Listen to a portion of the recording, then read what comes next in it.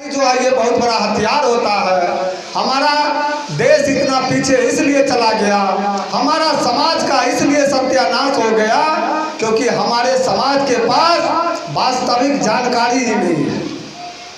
क्योंकि आपने देखा होगा कि अगर कोई भैंस चोरी करने वाला चोर किसी का भैंस चोरी करने जाता है तो दो आदमी मिलके जाता है, और जैसे जाता है तो सबसे पहले वो भैंस का जो है मालिक को देखता है, और मालिक को देखता है कि वो सोया हुआ है, तब वो चोर भैंस के पास जाता है और भैंस के पास जाते जाते देखता है कि भैंस के गला में एक बड़ा सा घंटी लटक रहा है। गला में घंटी इसलिए लटकाया जाता है भैंस को ताकि चोर मालिक जो होता है वो सोचता है कि रात में अगर भैंस इधर उधर भागेगा तो जो घंटी बजेगा उससे जो है हम भैंस को पकड़ लेंगे। तो चोर क्या करता है, सबसे पहले गला का जो है घंटी काटता है, और काटने के बाद उसका जो एक साथी रहता है उसके हाथ में देता है और उसको कहता है कि इसको बजाते हुए पूरब की तरफ भागना। तो वो जो चोर का दोस्त होता है वो घंटी को जोर से बजाते हुए पूरब की तरफ भागता है, और दूसरा चोर जो होता है वो ये तो बांधने वाला काम कर रहे हैं, इसमें यहाँ रख दीजिए, यहाँ से भी पकड़ेगा, यहाँ से पकड़ लेगा।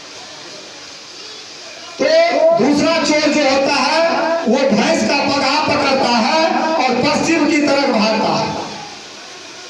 जब चोर भैंस का मालिक का नींद टूटता है और देखता है कि भैंस जो है हमारा जो है गायब है, तो वो चोर चिल्लाता है। हमारे गांव समाज का लोग इकट्ठा होता है और सब जो है विमर्श करता है कि हल्ला मत करो, ध्यान से सुनो कि घंटी किधर बज रहा है। तो सारे लोग मिल करके उस घंटी की तरफ जो है कान पाक के ध्यान लगाते हैं, तो पता चलता है कि घंटी पूरब की तरफ बज रहा है। तो सारा लोग मिल करके उस घंटी की तरफ भागता है। भागते भागते भागते भागते रात का 2 बज जाता है। चोर इतना चालाक होता है कि भगाते भगाते भगाते भगाते 2 जब रात बजता है तो वो घंटी को पटक देता है। अब घंटी भी बजना बंद हो जाता है। हमारा लोग वापस चुपचाप अपने जैसा मुंह करके वापस आता है। तब तक में भैंस जो है दरभंगा पार हो जाता है। तब तक में वो जो भैंस है, हमारा लोग दौड़ रहा है पूरब की तरफ और भैंस चला जाता है पश्चिम की तरफ, वो दरभंगा भी पार हो जाता है भैंस। तो इसी तरह से हमारे देश में होते आया है। हमारे जो बुद्धिजीवी लोग हैं, हमारे जो पढ़े लिखे लोग हैं, उसको रियल इतिहास पता नहीं है।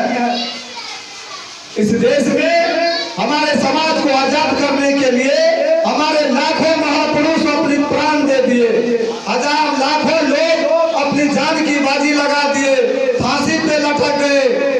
क्या यही दिन देखने के लिए कि हमारे मरने के बाद हमारा समाज जो है इतना दरिद्र हो जाएगा? और ये दुनिया का सबसे विशाल भारत का संविधान रहते हुए अगर आज हमारा समाज गरीबी से जूझ रहा है, कर्जे में डूबा हुआ है, तो ये कितनी बेइज्जती की बात है कि संविधान के रहते हुए आज हमारा समाज का सत्यानाश हो रहा है। तो साथियों, हमको अपने वास्तविक इतिहास को जानना